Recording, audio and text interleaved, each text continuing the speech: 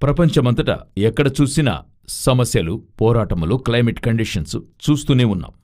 ఇప్పుడు వెనిజువేలాలో ఏర్పడిన భూకంపం, దాదాపు 40,000 మంది మిస్సింగ్, ఒక 3,500 నుండి 4,000 డెడ్ బాడీస్ వరకే కనబడ్డాయి.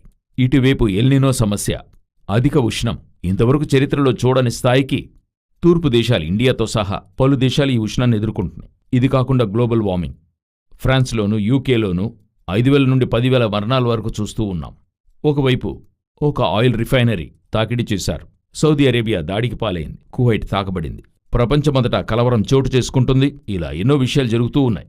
వీటికి మధ్యలో కొన్ని ముఖ్యమైన విషయాలు, వేదవాక్యానికి సంబంధిత కార్యాలు చూడబోతున్నాం. రండి నిన్నటి వర్క్లోనికి వెళ్దాం. మొదటిగా ఏం చూడబోతున్నామంటే, ఇస్రాయేల్ వ్యతిరేకత అధికమవుతుంది. ఎలా చెప్పగలుగుతున్నామని అడిగితే, 1948 నుండి ఇస్రాయేల్కైనా వ్యతిరేకత ఉంది. ఆ దేశమన్నది ఏర్పడినప్పటి నుండే అది సైన్ కాకూడదని బాల్ఫోర్ డిక్లరేషన్ నుండే సమస్యలు ఉన్నాయి. అయితే ఇప్పుడు ఏ కాలంలోనూ లేనంతగా వారికి సహాయపడే పడమర దేశాలు ఎప్పుడూ వారికి మద్దతుగా ఉంటారు. పడమర దేశాలంటే ఐరోపాను, అమెరికాను వారి మధ్యలోనే వదులుకునే స్వభావం ఏర్పడింది. ఇప్పుడెందుకు ఈ వార్త చెప్పుకుంటున్నామంటే, మలేషియా దేశపు ప్రధాని అన్వర్ ఇబ్రహీం ఈయనేమంటున్నాడంటే, ఇస్రాయేల్ ప్రజలు అంతమందినూ వెంటనే వారి దేశాన్ని వదిలి వెళ్ళిపోవాలని చెప్తున్నాడు. డ్యూయల్ సిటిజన్షిప్ ఉన్న వారందరూ, అంటే సిటిజన్షిప్ ఉన్నవారు కూడా వెళ్ళిపోవాలి. ముందుగానే రష్యా 40 మంది ఇస్రాయేల్ని పంపించేసిన విషయం మనకు తెలుసు. ఇప్పుడు యాంటీసెమిటిక్ అని చెప్తారు, యూదుల పట్ల విపక్ష. ఇది అధికమవుతూనే ఉంది. ఒక పీరియడ్లో ఈ యూదుల వ్యతిరేకత, ప్రపంచంలో ఏ దేశం ఇస్రాయేల్కి వ్యతిరేకమైనా అది ఒక ఆయుధముగా ఇస్రాయేల్ ప్రయోగిస్తుంది. యాంటీసెమిటిక్ అని చెప్తారు, హిట్లర్కి ఈక్వల్గా ఉన్నారని చెప్తారు. అయితే ఈరోజు అధికమైంది. ప్రపంచ దేశాలన్నీ కూడా ఇస్రాయేల్కి వ్యతిరేకంగా మారిపోతున్నాయి.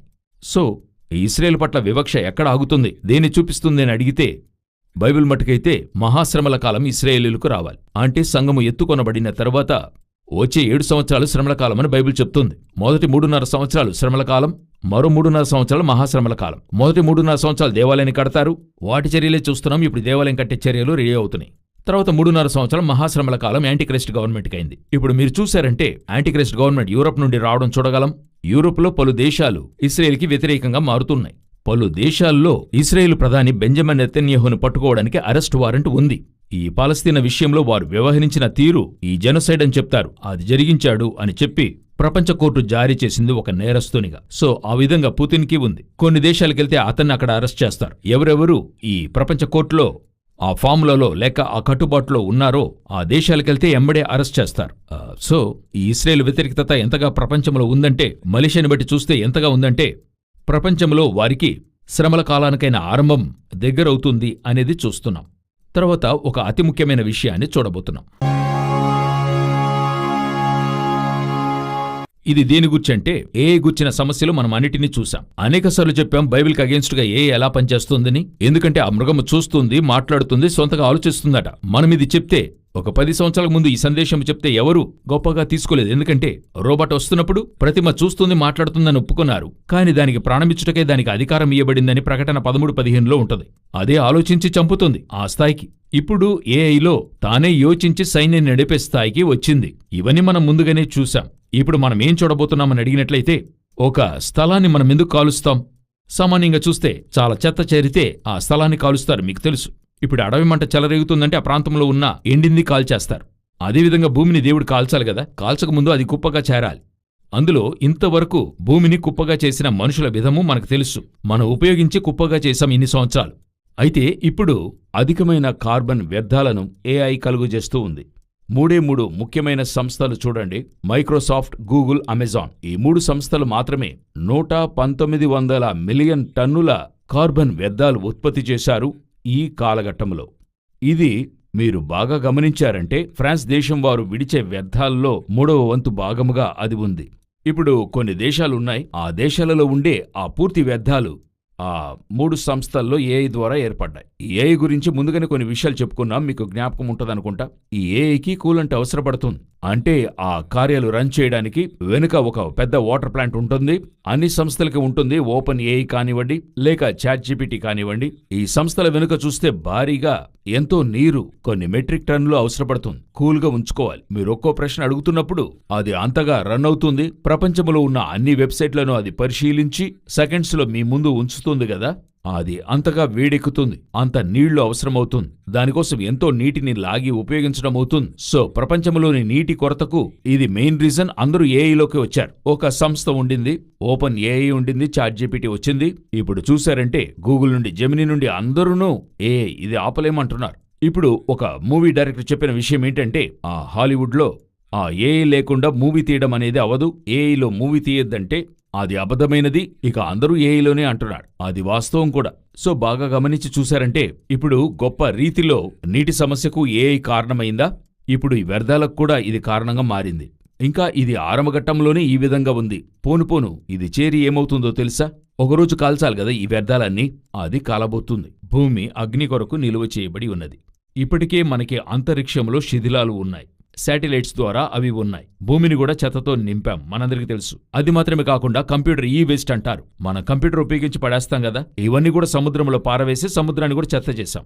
ఇప్పుడు అన్ని కుప్పగా చేసి చివరికి అంతరిక్షంలో ఉంది కదా గాలి, దీనిని కలుషితం చేస్తున్నాం, కార్బన్ డైఆక్సైడ్. సో భూమి అగ్ని కొరకు నిలువ చేయబడింది. వాక్యం 100% నెరవేరే చోటికి మనం వచ్చాం. చివరిగా ఒక ముఖ్యమైన విషయాన్ని మనం చూడబోతున్నాం. హార్వర్డ్ యూనివర్సిటీలో ఒక సర్వే చేశారు. 80 సంవత్సరాల వారి రీసెర్చ్లో ఒక రిపోర్ట్ వారిచ్చారు. అదేంటంటే వెరీ సింపుల్. బైబిల్ చెప్పిన ఒక విషయం వారు నొక్కి వక్కానిచ్చారు. నరుడు ఒంటరిగా ఉండటం మంచిది కాదు. ఈరోజు ఇంతగా డెవలప్ అవుతున్న ఈ సమాజంలో ముఖ్యమైన సమస్య ఏంటని అడిగినట్లయితే మనుషులకు ఒంటరితనం. వారికి ఫ్రెండ్షిప్ అనేది లేకపోవడం వల్ల, వారికి సహకారి లేకపోవడం వల్ల వారు ఇటువంటిదైనా ఒక డిప్రెషన్, స్ట్రెస్, అంటే ఒక మంచి విషయం అర్థం చేసుకోవాలి. ఒక వసతి ఎందుకు ఏర్పరచుకుంటామంటే మనకు ముందుగా ఉండే స్ట్రెస్ పోవడానికి. ఇప్పుడు చేతులతో బట్టలు ఉతికి శరీరము వీక్ అయింది, ఇప్పుడు దానికి బదులుగా వాషింగ్ మిషన్ వాడుతున్నాం. అందువల్ల ఒంటి నొప్పి తగ్గుతుందని మనం అనుకుంటున్నాం. యూజువల్గా చెప్పేటువంటిది ఒళ్ళు నొప్పి తగ్గి రిలాక్స్ అవ్వచ్చు, కొంచెం రెస్ట్ తీసుకోవచ్చని కొనుగోలు చేస్తున్నాం అని అలాగ చేస్తున్నాం కదా. అయితే ఇంత టెక్నాలజీ, ఇంత ఫ్యాక్టరీస్, ఇటువంటి కార్యాలన్నీ తెచ్చిన తర్వాత అన్నీ మనుషుల కోసమే. ఇవంతా కూడా కనిపెట్టింది మనుషుల కోసమే. అలా మనిషి కొరకు కనిపెట్టినవన్నీ కూడా మనిషికి నెమ్మదిచ్చిందా, సంతోషాన్నిచ్చిందా అంటే లేదు.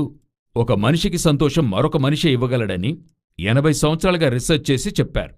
ఎంత చక్కగా దేవుడు చెప్పాడో చూడండి. నరుడు ఒంటరిగా ఉండుట మంచిది కాదు.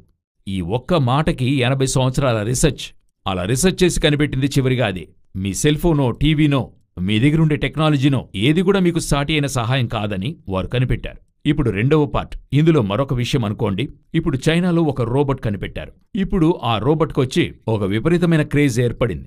ఏంటని అడిగితే 17 లక్షల నుండి 1,40,00,000 వరకు ఆ రోబోట్ దొరుకుతుంది. ఇదేంటని అడిగితే ఏమీ లేదు, తోడు మీకు సాటి అయిన సహాయంగా ఆ రోబోట్ ఉంటుంది. మీరు ఏ ఆకారంలో అడుగుతున్నారో, ఏం చేయాలనుకుంటున్నారో, ఇదే ఇంతవరకున్న హ్యూమనాయిడ్ రోబోట్లో మనకి మనుషులతో ఇంటరాక్ట్ చేయడానికి, కూడా జీవించడానికి ఇదే ది బెస్ట్ ఆవిష్కరణ అని వారు చెప్తున్నారు. ఇప్పుడు యోచించండి. ఇప్పుడు మనిషి చివరికి మెషిన్ని నమ్ముతున్నాడు. వసతులొచ్చాయి, టీవీ చూస్తుండేవారు ఇప్పుడు ఫోన్ చూస్తున్నారు. తర్వాత ఏఐతో కూర్చుని మాట్లాడటం జరిగింది. ఇప్పుడు ఒక రోబోట్, అంటే హ్యూమనాయిడ్ రోబోట్ని తెచ్చి దానితో జీవించగలం అనే స్థానానికి వస్తున్నారు. ఇప్పుడు చెప్తున్నాను, నరుడు ఒంటరిగా ఉండుట మంచిది కాదు. హార్వర్డ్ యూనివర్సిటీ కనిపెట్టి చెప్పింది. అయితే సాటిహీన సహాయం ఏదన్నది ఇప్పుడు మనం చూడబోతున్నాం. ఎందుకు తెలుసా?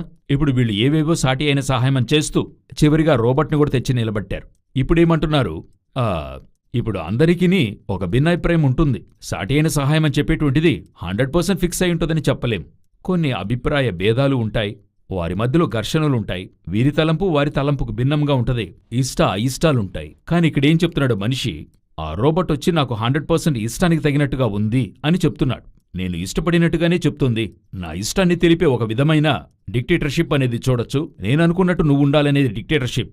సో ఇది మనిషి ఎదురు చూడని ఆరంభించాడు. ఇప్పుడు చెప్తున్నా, చివరిగా ఒక ముగింపు అనేది వచ్చినప్పుడు చెప్తాడు, ఏంటి ఇది సాటైన సహాయంగా ఉండే అవకాశమే లేదు. పురుషునికి స్త్రీ, స్త్రీకి పురుషుడు, ఇదే సాటైన సహాయం దేవుడు ఏర్పరిచింది. ఇప్పుడు మరలా వీళ్ళు మరో ఘట్టానికి దాటి వెళుతున్నారు. అదిను చివరిగా కనిపెట్టేటువంటిది సాటి అయిన సహాయం కాదనేది. చివరిగా చెప్పి ముగిస్తున్నా, బైబిల్లోని మాటల్లో ఒక్కటి అబద్ధము కాదు, నిరర్ధకము కాదు. అది దాటి మనుషులు వెళ్ళలేరు. బైబిల్ నిత్య జీవాన్ని ఇచ్చేటువంటిది, నిత్య జీవ వాక్యమది. బాగా చదివి చూడండి, ధ్యానించండి. రాకడ అతి సమీపం. యేసుక్రీస్తు అతి త్వరలో రానై ఉన్నాడు. రాకడ ఆలస్యమైతే మరలా కలుసుకుందాం. God bless you.